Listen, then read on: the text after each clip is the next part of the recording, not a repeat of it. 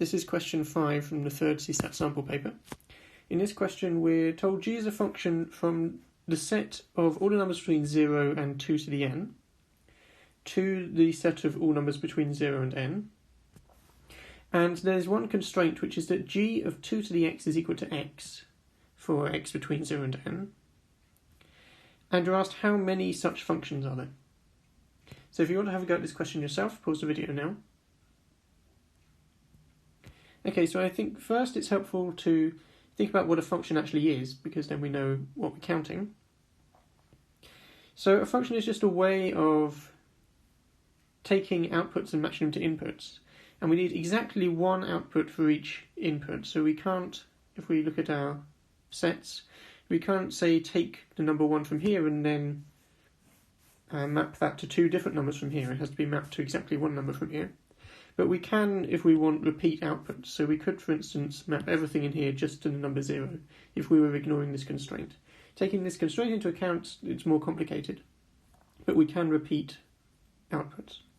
So for an example of that, what that might look like, imagine I'm doing a function from the set 0, 1, 2 to the set 0, 1, and I won't worry about the extra constraint we were given in a second. We'll come to that later. So the inputs are 0, 1 and 2, that's the first set.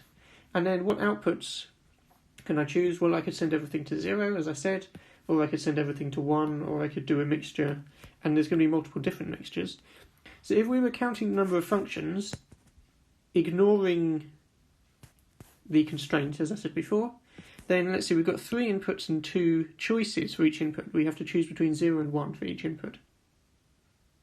And that means we've got 2 choices here, times 2 choices here, times 2 choices here. So the number of functions is 2 times 2 times 2, which is 2 to the 3. And you could see whatever the number of inputs was, say it was 17 inputs, and I'd have 2 to the 17. And if I had 3 choices instead, it would be 3 to the 17. So it's basically the number of choices to the power of the number of inputs. Okay, so now let's think about the specifics of this question. What are our possible inputs? It's every number from 0 up to 2 to the n. And what output can we assign to each one? Well, it can basically be anything unless it's a power of 2, and then it has to be basically log base 2. So if something is, let's say 4 is 2 to the 2, we were told that has to be mapped to 2. 2 is 2 to the 1, that has to be mapped to 1, etc. If we start with 0, 0 isn't 2 to the power of anything. So 0, we can choose anything we like, but if we look at 1, that's 2 to the 0, so we have to map it to 0. This we said we have to map to 1. 3 isn't a power of 2, that can be anything. 4 we have to map to 2.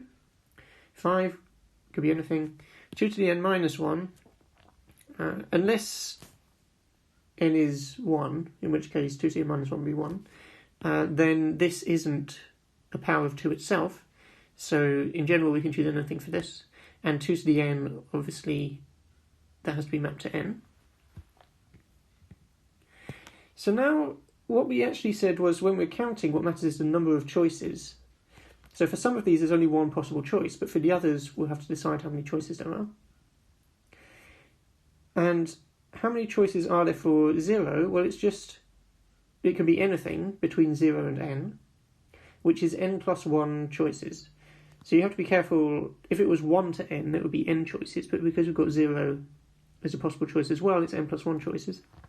And then these two, there's only one possible choice, but then for 3 it can be anything again, and it can be the same as for 0. So choosing something for 0 doesn't constrain the choice for 3 and vice versa. So this can also be any of n plus 1 different things, and so on and so forth. So if we're counting, well, we've got 2 to the n plus 1 inputs, because it's not from 1 to 2 to the n, it's from 0 to 2 to the n. So there's 2 to the n plus 1 of them. And for some of those, there's only one choice. For how many of those is there one choice? Well, this is 2 to the 0, this is 2 to the 1, this is 2 to the n. So the number of choices is the number of numbers between 0 and n, which is n plus 1. And then that means the number with n plus 1 choices is this minus this, which is 2 to the n minus n. And before we said that the number of functions is the number of choices to the power of the number of inputs. Well, these inputs don't count because there's only one choice for each one. But we're still multiplying the number of choices together, and that means it's n plus 1 times, again we're ignoring the ones, n plus 1 times n plus 1. And how many of those n plus 1s are there? There's this many. And that means the number of functions is n plus 1 to the power of this, 2 to the n minus n. So that's our final answer. It might help, when you're doing this kind of thing, it helps to just check your answer against the small cases, because it's easy to accidentally forget this is n plus 1 instead of n, or forget this is n plus 1 instead of n. So let's check against n equals 0 and n equals 1. If we plug those in to see what answer we're expecting to get, we get 1 when we plug in n equals 0, and we get 2 when we plug in n equals 1. And if we actually check the possible inputs and outputs, if n is 0, we're going up to 2 to the 0, which is 1. So our possible inputs are 0 and 1. And the set we're sending it to is all the numbers from 0 to n, which is just the numbers from 0 to 0. So the only choice we can have is 0. So there's only one possible function which assigns 0 to everything. So this number is correct. And if we check against n equals 1, then we can go up to 2 to the 1 here. So there's 3 options. And 1 and 2 are both powers of 2, so there's only one choice for each. For 0, what numbers can we choose? All the numbers between 0 and n, which is 0 and 1. So there's 2 choices, and there's only one input for which we have any choices, so that gives us 2 functions, which again is what we want. So it looks like we've got the correct answer.